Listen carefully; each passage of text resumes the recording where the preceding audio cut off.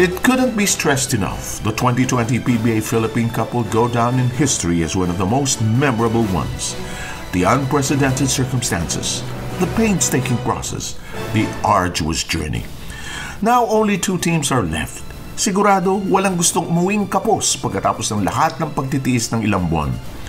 Both the Barangay Ginebra Gin Kings and the TNT Tropang Giga want validation for their hard work and perseverance, and hoisting the title will be the biggest reward of all. And what makes it even more significant is that it's the All-Filipino Trophy. It is the crowning jewel, the holy grail, the manna from above. Game 1 is already in the books, and it already needed an extra 5 minutes to decide the outcome. If it's going to be like that every single game, then by all means, it's a monumental fight to the finish. That's the headline on tonight's Sports Page. The hottest headlines. The integral issue. Who will join the pantheon of the great? What's the outlook of the future of sports? The game changers. The history makers. Stories that make sports eternally compelling. Open the Sports Page.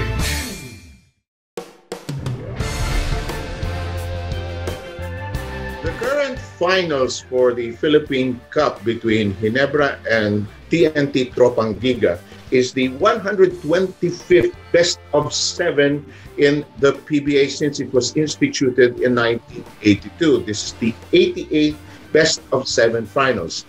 But what is most important is that this is a special one, Dominic Uy, because this is done with no crowd, no audience in the venue. This is done in the historic bubble.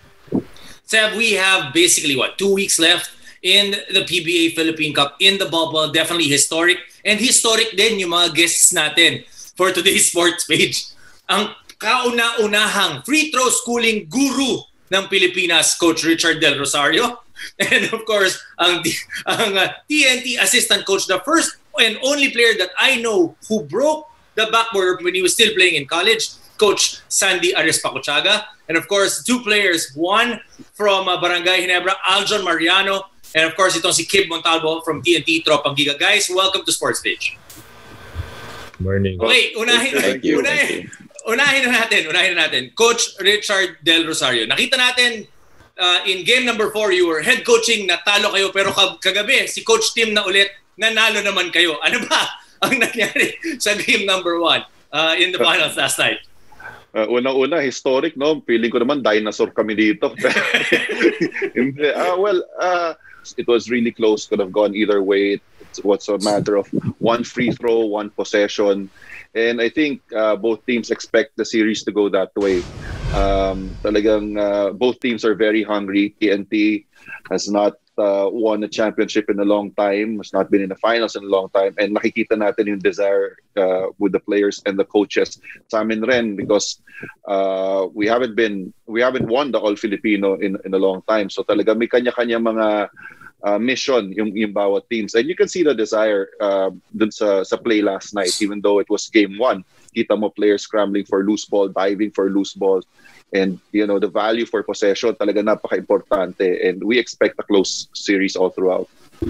Coach Sandy, ikaw naman, how would you assess game number 1 performance of TNT? I think, like Coach Richard mentioned, it was a close game, and maybe we could have used his coaching sa free throw situation namin kagabi.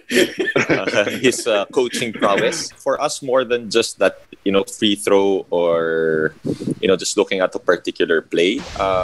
Ginebra is a very, very good defensive team, and we feel that for us, that poses problems. Especially, we're a good offensive team, so we feel now, that the will of what team will impose its will really determine the outcome of this series.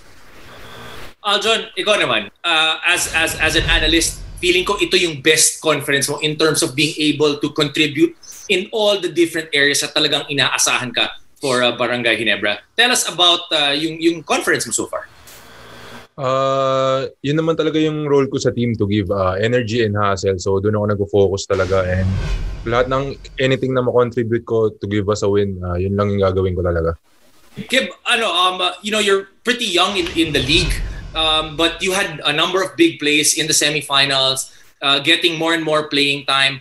But do you guys feel now a little bit of a mental exhaustion na rin? Because how many days are we in the bubble since is basically beginning of October? Meron na ba kayo nararamdaman na ganyan? Kinda, since parang routine naman yung ginagawa namin here. Pero at the same time, iniisip namin na we're here na for 2 months. Why not win it na lang talaga? And it's an honor to play here. And just like Aljon, I'm just here. My role sa team is to provide energy then and help the team win. Si Aljon at si Kib, may mga players. How weird is this? You when you were in college, sanay kayo may mga cheering crowds. At ngayon, kayo nag-cheer. Ikaw, Anay, Kib, how different is this compared to when you were in college? And saan ka humuhugot ngayon ng lakas para sa game mo? Kumuha ako lakas sa Panginoon. I'm always praying that He'll guide me all throughout the series. And actually, this whole season. And I owe it all to Him. Ikaw, Aljon? Siyempre, nasa Ginebra. So, sanay talaga kami na every game talagang may crowd talaga na nandyan para sa amin. So, medyo may adjustment din talaga. And ayun, yung bawat teammates na lang, sila yung nagtutulong-tulong na lang every game para supportan yung bawat player and even the coaching staff. So, all throughout the bubble, na gano'n naman, nag-cope up naman yung team na nasanay na walang crowd, tapos kami-kami lang yung nagsusupport sa isa't isa. Pero pag sa game, di na masyado mapansin din kasi yung competitiveness parang tumaas lalo. Puntahan natin yung mga assistant coaches. Mas mahirap ba ang assistant coaching, ang trabaho nyo ngayon dahil puro kayo lahat nasa bubble? Richard, ikaw muna. Yes, mahirap. Like last night, after the game, sa pagpahinga ng players, kami, I'm sure even with Coach Sandy, kami tuloy pa rin yung trabaho because we're already thinking about the next game. So we watched the games, what happened. So medyo talaga limited yung rest mo kasi sunod-sunod na yung games Nung nagkaroon tayo ng pause and then naging everyday games. So talagang sunod-sunod. So you really have to delegate responsibilities and manage your time for scouting reports, for meetings. So talaga ang buhay dito, talaga eat, sleep, basketball. Yun lang ang buhay. But I'm not complaining because we're here, we're working. Idea mo to Ano magko-complain? Idea mo to begin with, alam mo? I mean, and I'm so happy nga. Kaya nga, ako talaga every day I wake up and I'm so thankful na natuloy to and we're almost in the finish line. And so far, it's been really successful.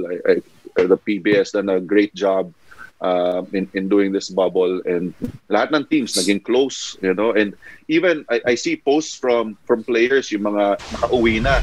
Nami-miss nila yung buhay dito kasi di ba? Siyempre, matutuwa ka pag uwi mo, you be with your families, but after that, hinahanap mo na yung routine mo dito sa bubble, and it's just an amazing experience for everybody. Let me ask Coach Sandy along the same line. Is it harder to get back into the work, or being professional just have to do it pag talo, or is it different? Mas excited ka to view the tape pag panalo? I understand coaches like to see it pag talo right away, the tape.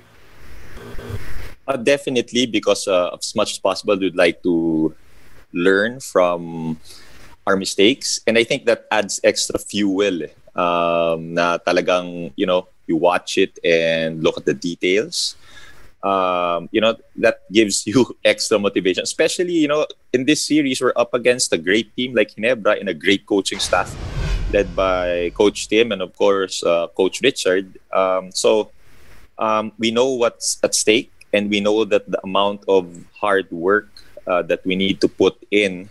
Siguro minsan added na din yung wala ka sa family. That also is hard because normally minsan pag talo ka, pag uwi mo sa family mo, 'di ba, kasama mo yung anak mo, yung asawa mo, that gives comfort. And pag naalala ko family ko, nasa isip ko, I blame Coach Richard for his idea dito sa bubble.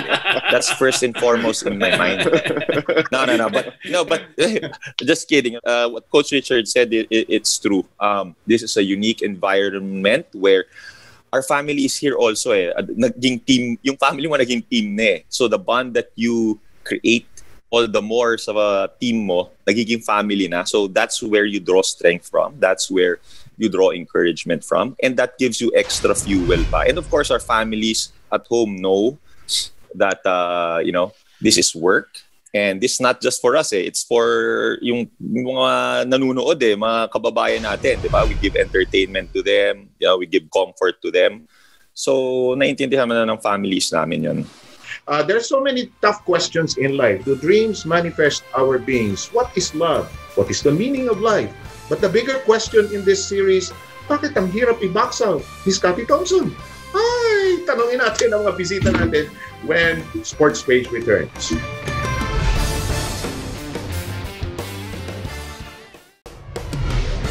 Let's take a look at some interesting numbers related to this year's PBA Philippine Cup Finals. 13, the number of prior playoff battles between the Barangay Ginebra Gin Kings and the TNT Tropang Giga, with Team NSD holding a close 7-6 advantage. 1999, the first time the two teams met in the playoffs, with the Mobiline Popals beating the Barangay Ginebra Kings in the All-Filipino Cup quarterfinals. 5, the number of former finals MVP winners in the PBA Philippine Cup Finals. They are L.A. Tenorio, Jason Castro, Scotty Thompson, Japet Aguilar, and Rani Del De Ocampo. 5, also the number of Rookie of the Year winners in the series: Mark Caguia, Stanley Bringle, Ryan Reyes, Roger Pergoy, and the 1992 winner, Bong Ravena. 10, the number of titles of Joe Devance. If he wins yet another one, he'll be just one ring shy of tying Rafi Rivas for the most among active players.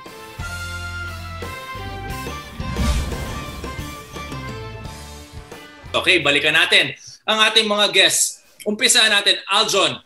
Ano bang pinakamalaking pagbabago sa laro mo that you're having a huge breakout campaign? Nakita natin, you'd start, you come off the bench, pero ngayon, ikaw parate ang nag-e-end ng ballgame. Siguro yung preparation talaga simula pa lang nung even before ma-cut yung season nung March, yung preparation talagang nagpursige talaga ako na pagdating ng season, ready talaga ako. So siguro yun lang talaga yung lumalabas sa game ko, and trying to improve every day. Lahat ng pwede ko i-contribute sa team na mabigyan kami ng edge para manalo. Yun lang yung gagawin ko talaga. If I may add, Dom, sorry to interrupt.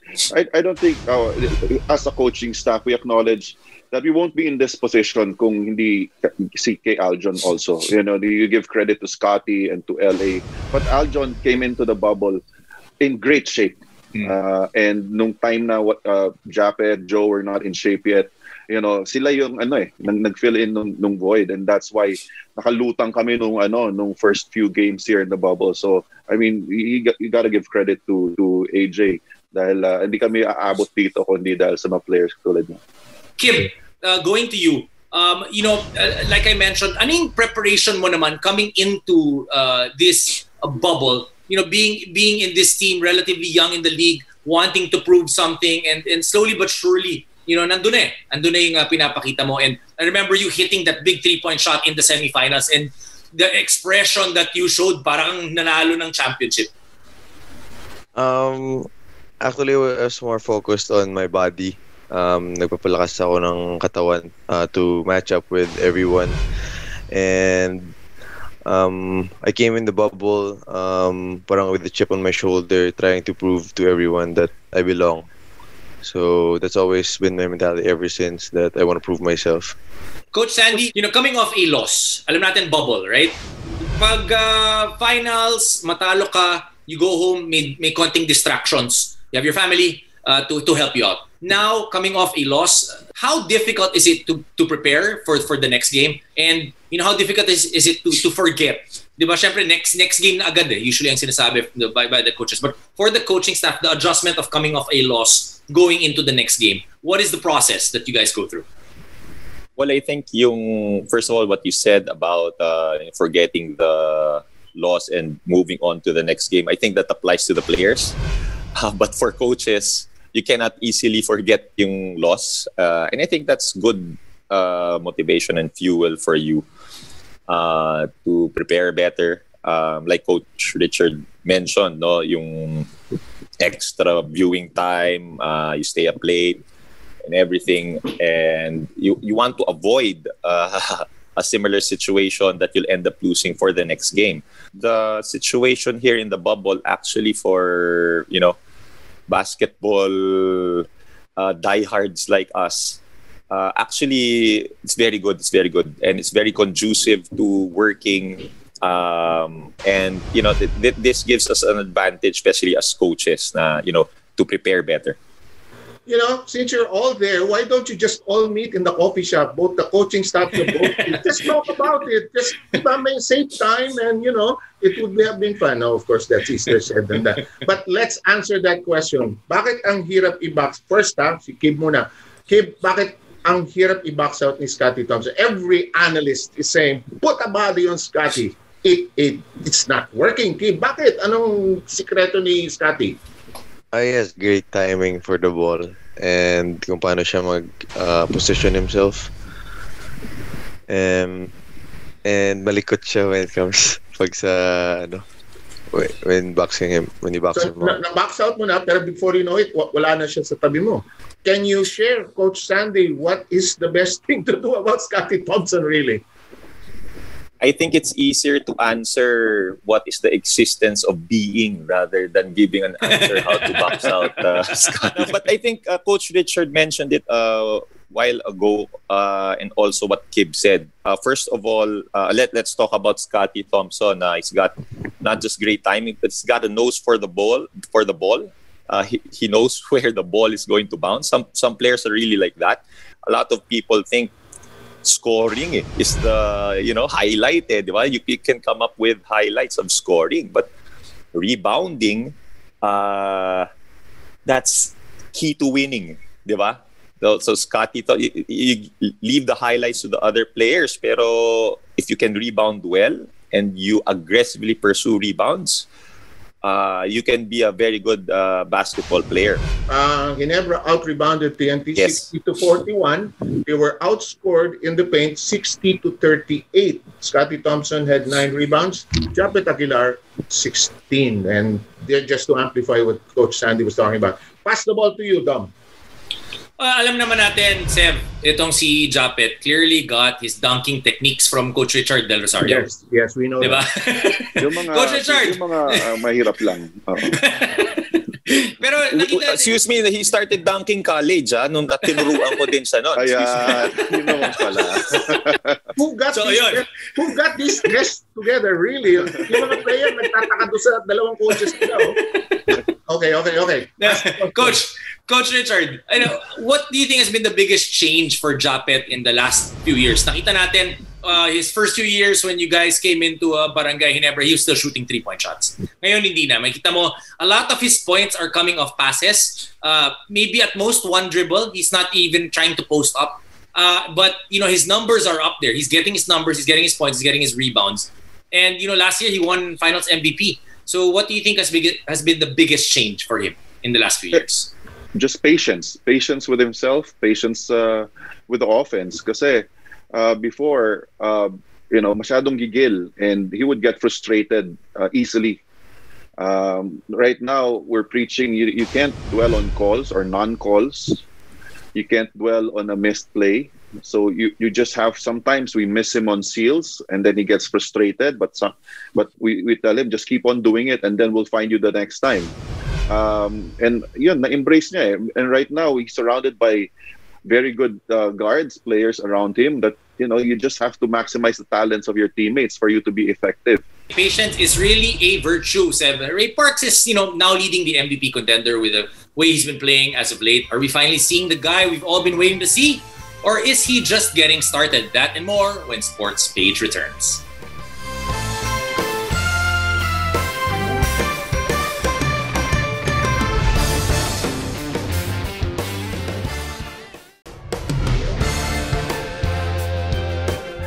For tonight's That's What They Said, we asked, who do you think will win the 2020 PBA Philippine Cup Finals? Aris Rivera, TNT, MVP Parks is unstoppable with the experience of the blur and hot shooting of Enciso and Pugoy, and hopefully mag-click na yung inside presence nila JP and Troy bring back the lost glory. Jen, Ginebra, the NSD culture will definitely show up during this finals. Let's go Ginebra. Rina Lerma, TNT in 7 because they are peaking at the right time. Ryan Bobadilla, I'm giving Ginebra the better chance because of a deeper bench. BRP needs to be stopped. JD can do it if Coach Tim plays him.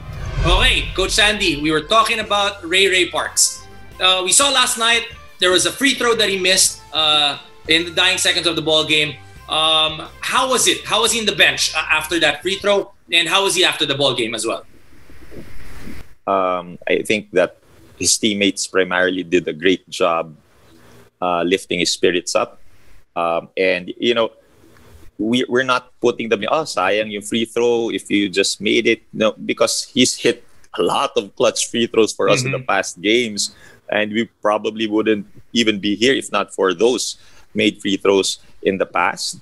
And, you know, ganun talaga. Sometimes, kahit yung best players mo, they miss free throws. But, you know, you cannot dwell on that. And it's not just one player's fault naman. You know, you win as a team, you also lose as a team. Ganun lang yon. So walang sisihan. Well, Coach, let's go to stick with Ray Parks. You know, everybody's been talking about him. Obviously, a lot of talent. You know, he's basically got everything. And like I mentioned when I was covering the game yesterday, much is given, much is expected. Do we already see the full potential of Ray Parks? First of all, yung dedication ni Ray. Like Coach Richard mentioned with Aljon earlier, Ray came into the bubble in great shape. So that says a lot about him. You know, he followed yung nutrition plan, he worked out, he prepared himself for this conference. Ray playing well for us. We've got a great culture na the veterans, like Jason Castro, one of the most humble superstars ever, na parang wala siyang pakialam na hindi siya yung main guy. He doesn't care about that at all. He actually wants the young guys to step up. So, you know, in culture ng team also, I think really helped a lot. Walang inggitan. It doesn't matter actually who's the best player of the game. You know, parang we're happy. The players are happy for one another, and that really helps. That helps our younger players, Ray, Roger. You know, be the best that they can be. Coach Sandy, I would be remiss if I don't ask about Troy Rosario. He had 9 points, I believe, last night in 8 points rather in 27 minutes of action. Is there anything bugging him, and is he being bothered by anything, injury or anything? If you go back to a couple of the other games, even Phoenix series, you know, his numbers are down. But the important thing that we're stressing is, you know, he can't be down also with his performance, and there's more than one way to help the team. Hindi lang basta scoring. You know, we're still confident with Troy that, you know, when he's open, we still tell him to shoot, and I think that's very important. Siguro minsan may mga ganun din talaga, you know, players go through scoring slumps or shooting slumps, and, you know, you just have to, you know, work your way through this. Ganun talaga. And we're still high on Troy. We're still, we're still confident with Troy and, you know, yung impact that he can have in the team. And I just want to tell si Coach Sandy, sabi mo lang kay Troy, okay lang yung scoring slump. Ako nga, 8 years sa PBA. Scoring slump eh. Hindi matiis talaga. Okay. Actually, sasabihin ko na yun, Coach Sandy. Merong iba buong career scoring slump. Pag yan nakita for lunch, mamaya kasalanan natin to. 8 years eh. Okay. Pero teka. Coach Richard, Arvin Tolentino, putting a lot of trust in him starting. He had that crucial cut in the baseline, L.A. Tenorio finding him in the end. And how was he able to, I guess, get all the minutes and trust from the coaching staff? Well, we were very high on Arvin, no, when we drafted him. I think ang dami niyang upside sa game niya, and we're still trying to develop him. But again, he made a good decision of cutting to the basket instead of settling for a three, and went for the higher percentage shot, knowing the game situation that we only needed 2 points to tie the ball game. And again, this experience will just make him better.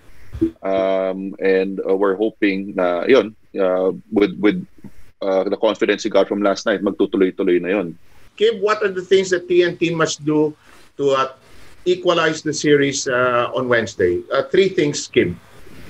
I think we need to rebound better since yung for game 1, 60-41 yung rebound margin. Then we gotta play hard. I think that's what we need to do sa game 2. Aljon, ikaw, paano para maging 2-0 na ito? Syempre, for sure, we expect them to come out strong and be more aggressive sa game 2. So, kailangan ready kami doon. Kasi we came out flat nung third quarter, na-outscore nila kami. So, siguro yun yung medyo kailangan namin tignan kasi parang 30 points ata sila sa third quarter.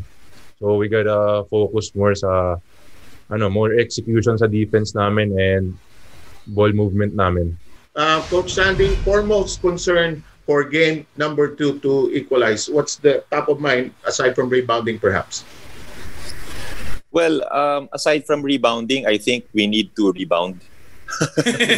Ganun ka-importante rebounding, especially if that's the difference. And I think we have to play better defense against LA, Stanley, and Zapet. That's also key. So when we talk about rebounding, that involves Aljon, Arvin, and of course Scotty, and sa offensive distribution and scoring, a lot come from Stanley, LA, and Zapet. So that puts a lot of premium on our defense, and we need to emphasize our defense more. Okay, Richard, ikaw. Whenever you play TNT, the foremost talaga is how you can defend TNT because they're very disciplined when it comes to spacing the floor, and everybody can shoot. Kita nyo naman, they had 3 3-point shots in the end to take the lead, and there's such a dangerous team, and we have so much respect for them and for the organization, for all the players and the coaches. So it's going to be a battle. I mean, last night, makita nyo naman, both teams came off a grueling 5-game semifinal series. Tapos 1-day break lang. We had to play game 1 of the finals. So ngayon, we have 2 days to prepare. I think it's going to be a tougher game dahil medyo mas nakapahinga ngayon yung both teams. All the players are having aches and pains at this point in the tournament. But again, it's always mind over body. You have to tell your mind to will your body to play on, and then it's heart over mind to motivate your mind para sabihin sa katawan mo, kaya pa yan. And I think that came out in the game last night, and that's going to come out in the rest of the series. And I think the winner dito eventually really will be the fans.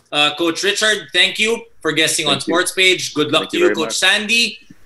Thank you as well for joining us. And Aljon and Kib, we wish you guys to have even better games in coming into or moving on into this series. Maraming salamat sa pagsama nyo dito sa amin sa Sports Page tonight, Sev. And if we don't get to say it, Merry Christmas to the 4 of you. When the PBA bubble tipped off, majority felt that Barangay Ginebra and TNT Tropang Giga were the top 2 teams to beat. Well, here we are, at sila na nga ang nagtapat. It's the last dance from the 2 opposing crews with cha-cha, tango, waltz, tinikling, macarena, all the way to the much-coveted PBA Philippine Cup crown. TikTok, sama nyo na rin. Gutom po ang parehong team na ito. Mga kabarangay, 13 years na hindi nakakatikim ng All-Filipino title, habang ang katropa, 2013 pa nung huling manalo. For sure, something's gotta give because this is the crown everybody wants. Mahaba-haba po ang ating pag-aantay sa ganitong mga klaseng laro sa PBA, but we're glad we have the league back with this nail-biting series. In behalf of Dominic Uy and all our guests here today, we wish them the best of health and luck in the series. Thank you for joining us here on Sports Page.